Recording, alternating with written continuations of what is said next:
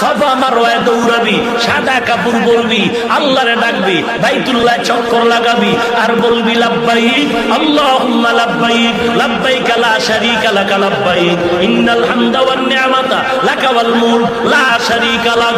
ও মালিক, তোমার গোলাম তোমার দরজায় হাজির। দেখো সাদা কাপড় পরে ফেলছি, কবরের সূরা দইরা ফেলাইছি, দুনিয়ার কোনো চিন্তা নাই, দুনিয়ার কোনো পোশাক আমার গায়ে নাই, দুনিয়ার একটা কালো সুতা আমার মাজায় নাই।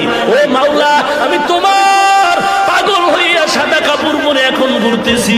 আল্লাহ ডাক দিয়া কয়, একবার তুই সফায় দৌড়া, আর একবার মারওয়ায় দৌড়াবি, আবার আমার অর্ডারে বান্দা মিনা মুজদালিফায় যাবি, আরাফার ময়দানে যাবি। তুই যদি যুক্তি দিয়া কও কাবার ঘরে নামাজ পড়লে এক রাকাতে 1 লক্ষ, কিন্তু মিনায় গেলে মিনায় ময়দানে নামাজ পড়লে 1 রাকাতে 2 রাকাতেরও সওয়াব নাই, আরাফার ময়দানে 1 রাকাত নামাজ পড়লে 2 রাকাত নামাজেরও সওয়াব নাই, তাহলে ওখানে বইরা লাভ কি? আমি মক্কায় বয়া বয়া আল্লাহর সাথে লাইন লাগাই।